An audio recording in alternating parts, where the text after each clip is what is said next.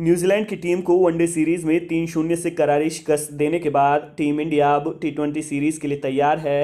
3 मैचों की टी20 सीरीज का पहला मुकाबला आज रांची के JSCA इंटरनेशनल स्टेडियम कॉम्प्लेक्स में खेला जाएगा। मैच शाम 7:30 बजे शुरू होगा, जिसका सीधा प्रसारण स्टार स्पोर्ट्स नेटवर्क के अलग अलग चैनल्स पर किया जाएगा, जबकि मैच की live streaming Disney plus Hotstar app पर होगी। टीम इंडिया अब तक रांची में कोई टी20 मुकाबला नहीं हारी है। इस लिहाज से भारत का पलड़ा न्यूजीलैंड की टीम पर भारी पड़ सकता है। ओवरऑल रिकॉर्ड की बात की जाए तो इंडिया और न्यूजीलैंड के बीच टी20 में कड़ी टक्कर देखने को मिलती है। अब तक दोनों टीमों के बीच 22 टी20 मुकाबले खेले गए हैं, जिनमें से भारत ने 10 मैच जीते हैं, जबकि 9 मैचों में न्यूजीलैंड की टीम विजयी रही है। वहीं 3 मुकाबले टाई रहे हैं। टीम इंडिया की बात की जाए तो न्यूजीलैंड के खिलाफ सीरीज में सीनियर खिलाड़ियों को फिर से आराम दिया गया है।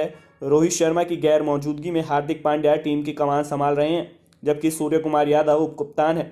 इनके अलावा ईशान किशन, शुभमन गिल, दीपक हुड्डा, राहुल त्रिपाठी, वॉशिंगटन सुंदर, कुलदीप यादव, युजवेंद्र चहल, अर्शदीप सिंह, उमरान मलिक, शिवम मावी टीम का हिस्सा हो सकते हैं।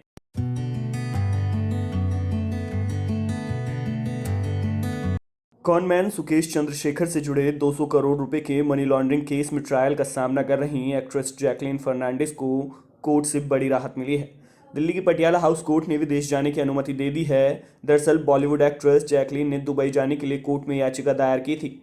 ईडी की आपत्तियों के बावजूद कोर्ट ने पर्सनल लिबर्टी का हवाला देते हुए जैकलीन को दुबई जाने की इजाज़त दे दी है।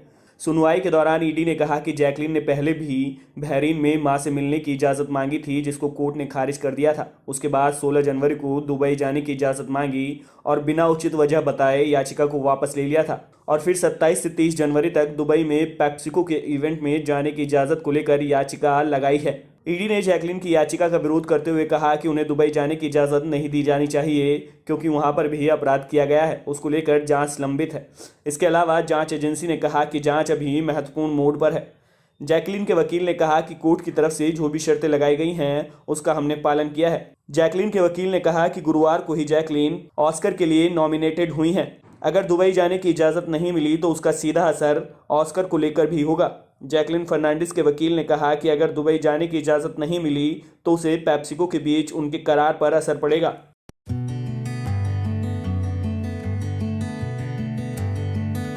27 जनवरी शुक्रवार को प्रधानमंत्री नरेंद्र मोदी ने परीक्षा पे चर्चा कार्यक्रम के जरिए छात्रों, पेरेंट्स और टीचर्स से बातचीत की। बता दें कि इस प्रोग्राम में कला उत्सव प्रतियोगिता के लगभग 80 विनर्स, देश भर के 102 छात्र और टीचर शामिल हुए। इसके अलावा देश भर के छात्र, शिक्षक और अभिभावकों ने सोशल मीडिया प्लेटफॉर्म पर पीएम मोदी की परीक्षा पर चर्चा देखा। पीएम मोदी के इस प्रोग्राम का मकसद छात्रों के मन में बोर्ड परीक्षा का डर निकालना है। साथ ही पीएम मोदी ने परीक्षा में बेहतर तैयारी के गुर भी बताए।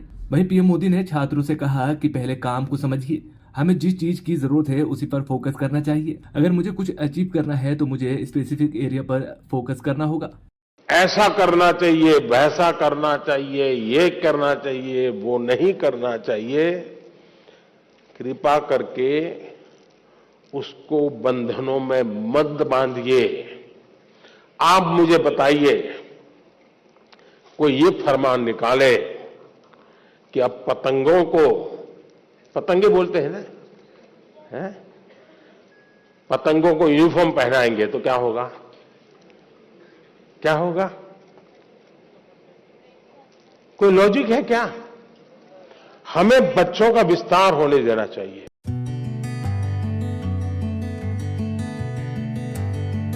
आगामी त्रिपुरा विधानसभा को लेकर एक तरफ जहां सभी राजनीतिक पार्टियां युद्ध स्तर पर तैयारियां कर रही हैं, वहीं दूसरी ओर पार्टी उम्मीदवारों के नामों को अंतिम रूप देने के लिए शुक्रवार को भारतीय जनता पार्टी के केंद्रीय चुनाव समिति की बैठक पार्टी मुख्यालय में हो रही है।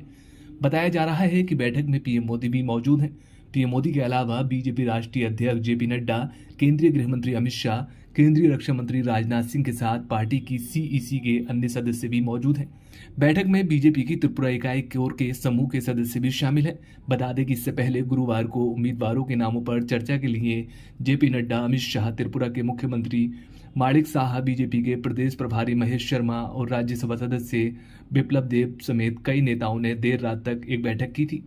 सूत्रों के मुताबिक पार्टी मुख्यालय में चल रही बैठक के बाद त्रिपुरा विधानसभा के लिए उम्मीदवारों के नामों की घोषणा की जा सकती है। दरअसल त्रिपुरा की 60 सदस्यीय विधानसभा के लिए 16 फरवरी को मतदान होना है। नामांकन भरने की अंतिम तिथि 30 जनवरी है। वहीं 2 मार्च को मतगणना की जाएगी। गौरतलब है कि बीजेपी ने 2018 में मार्क्सवादी कम्युनिस्ट पार्टी के 20 साल के शासन को समाप्त करते हुए त्रिपुरा में पहली बार अपनी सरकार बनाई थी।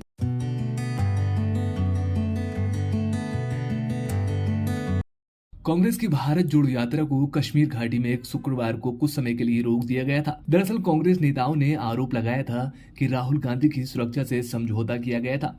बता दें कि यात्रा को अनंतनाग जिले के काजीगुंड शहर में रोका गया। वहीं केसी वेणुगोपाल ने यात्रा में सुरक्षा में चूक का आरोप लगाया।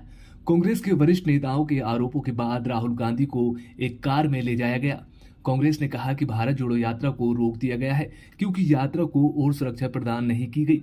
नेताओं ने कहा कि वो तब तक यात्रा शुरू नहीं करेंगे जब तक उन्हें और सुरक्षा मुहैया नहीं कराई जाती।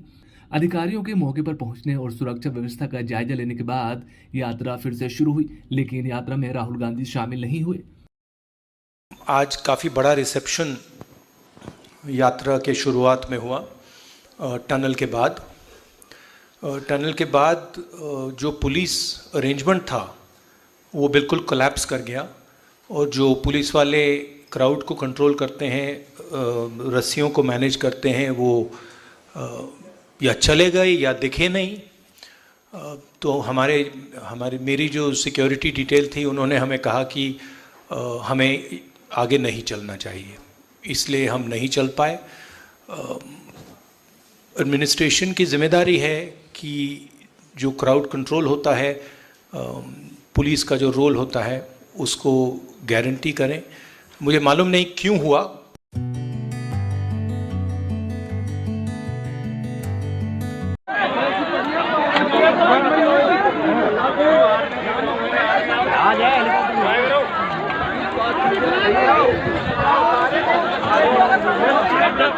मध्य प्रदेश के मुरैना जिले के पास आज सुबह सुकोई 30 और मिराज 2000 विमान के दुर्घटनाग्रस्त होने और राजस्थान के भरतपुर शहर में एक चार्टर विमान के दुर्घटनाग्रस्त होने के बाद केंद्रीय रक्षा मंत्री राजनाथ सिंह ने CDS जनरल अनिल चौहान से पूरी जानकारी मांगी है। वहीं इस हादसे पर air force chief marshal VR Chaudhari भी लगातार नजर बनाए हुए हैं। दरअसल मध्य प्रदेश के मुरैना जिले के पास शनिवार सुबह एक सुकोई 30 और मिराज 2000 विमान दुर्घटनाग्रस्त हो गया। वहीं राजस्थान के भरतपुर शहर में भी एक चार्टर विमान के दुर्घटनाग्रस्त होने की खबर आई है। सूचना मिलते ही पुलिस और प्रशासन की टीम मौके पर पहुंची। वहीं अनुमान ये भी लगाया जा रहा है कि मुरैना में हुआ हादसा दोनों फाइटर जेट के टकराने की वजह से हुआ है, क्योंकि दोनों की जेट एक जगह ही क्रैश हुई है। डिफेंस सूत्रों के मुताबिक हादसे के वक्त सुखोई 30 में 2 पायलट सवार थे, जबकि मिराज 2000 में एक पायलट सवार था। यह हादसा हवा में दोनों फाइटर जेट टकराने से हुआ है या नहीं, इसे पता करने के लिए Indian air force court of inquiry शुरू कर दी गई है। शुरुआती रिपोर्ट्स के मुताबिक दोनों पायलट सुरक्षित हैं, जबकि एक IAF हेलीकॉप्टर तीसरे पायलट के स्थान पर जल्द ही पहुंच रहा है।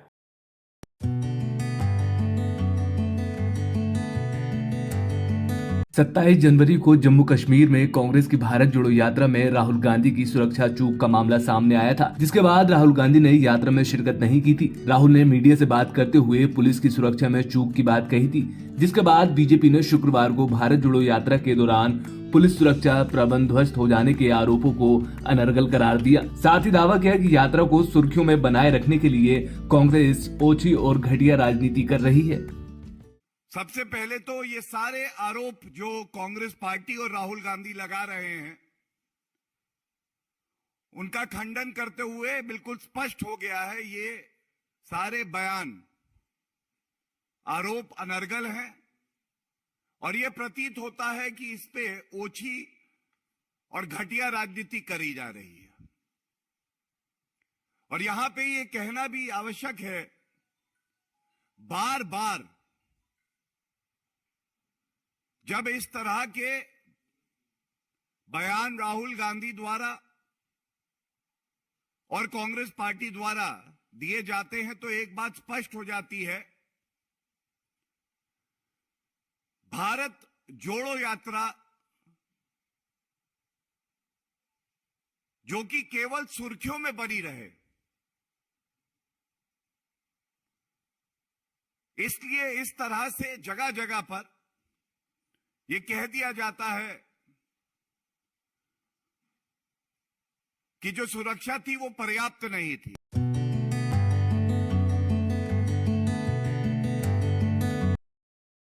कांग्रेस की भारत जोड़ो यात्रा में सुरक्षा चूक का मामला सामने आया था, जिसके बाद बीजेपी ने कांग्रेस पर पलटवार करते हुए कहा था कि ये सब सुर्खियां बटोरने के लिए है। इसी बीच कांग्रेस अध्यक्ष मल्लिकार्जुन खड़गे ने राहुल गांधी की सुरक्षा के मद्देनजर गृह मंत्री अमित शाह को चिट्ठी लिखी है। मल्लिकार्जुन खड़गे ने चिट्ठी में कांग्रेस पार्टी की तरफ से कई मांगे रखी हैं। खड़गे ने अमित शाह से व्यक्तिगत रूप से हस्तक्षेप करने की अपील की है और संबंधित अधिकारियों को पर्याप्त सुरक्षा प्रदान करने के लिए निर्देश जारी करने के लिए भी कहा है। मल्लिकार्जुन खड़गे ने चिट्ठी में लिखा है कि मैं आपको ये पत्र आज भारत जोड़ो यात्रा के दौरान दुर्भाग्यपूर्ण सुरक्षा चूक के संबंध में लिख रहा हूं, जिसके बारे में आप पहले से ही जानते होंगे। राहुल गांधी की सुरक्षा व्यवस्था के प्रभारी सुरक्षा अधिकारियों की सलाह पर यात्रा को शुक्रवार को स्थगित करना पड़ा। हम जम्मू कश्मीर पुलिस की सराहना करते हैं और उनके बयान का स्वागत करते हैं, क्योंकि उन्होंने यात्रा के समापन तक पूर्ण सुरक्षा सुनिश्चित करने का भरोसा दिया है। बहरहाल आप इस बात की सराहना करेंगे कि हर दिन भारत जोड़ो यात्रा में आम लोगों की भारी भीड़ शामिल हुई है और चली है। आयोजकों के लिए ये बताना मुश्किल है कि पूरे दिन में कितने लोगों के आने की उम्मीद है, क्योंकि ये यात्रा में शामिल होने के लिए आम लोगों का सहज भाव है। मल्लिकार्जुन खड़गे ने आगे लिखा है कि हम अगले 2 दिनों में यात्रा में शामिल होने के लिए एक विशाल सभा की उम्मीद कर रहे हैं। 30 जनवरी को होने वाले समापन समारोह में कांग्रेस के कई वरिष्ठ नेता और अन्य महत्वपूर्ण राजनीतिक दलों के नेता शामिल हो रहे हैं। यदि आप व्यक्तिगत रूप से इस मामले में हस्तक्षेप कर सकते हैं और सलाह दे सकते हैं तो मैं आभारी रहूंगा।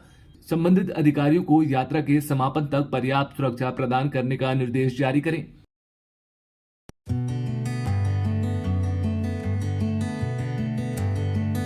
झारखंड में धनबाद के पुराना बाजार स्थित हाजरा अस्पताल में शुक्रवार रात आग लगने से डॉक्टर दंपति समेत 6 लोगों की मौत हो गई। इस बड़े हादसे में डॉक्टर दंपति विकास हाजरा और डॉक्टर प्रेमा हाजरा की मौत हो गई।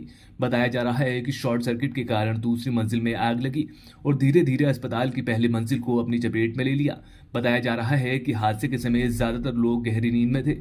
इस घटना पर मुख्यमंत्री हेमंत सोरेन ने ट्वीट कर कहा, धनबाद स्थित हाजरा मेमोरियल अस्पताल में देर रात लगी आग से डॉक्टर दंपति डॉक्टर विकास और डॉक्टर प्रेमा हाजरा समेत 6 लोगों की मौत से मन व्यथित है। परमात्मा दिवंगत आत्माओं को शांति प्रदान करे, शोकाकुल परिजनों को दुख की ये विकट घड़ी सहन करने की शक्ति दे। आग लगने की सूचना पर फायर ब्रिगेड की 2 गाड़ियां मौके पर पहुंची और अस्पताल के दोनों ओर से कुल 9 लोगों को सुरक्षित रेस्क्यू किया। इन सभी को पास के पाटलिपुत्र नर्सिंग होम में भर्ती कराया गया, जहां उनका इलाज चल रहा है। फिलहाल पुलिस मामले की जांच कर रही है। अस्पताल प्रबंधन के मुताबिक आग शॉर्ट सर्किट के कारण लगी। उन्होंने बताया कि आग लगने के दौरान गैस से भरे सिलेंडर को रसोई से सुरक्षित बाहर निकाल लिया गया, वरना यह हादसा और भीषण हो सकता था।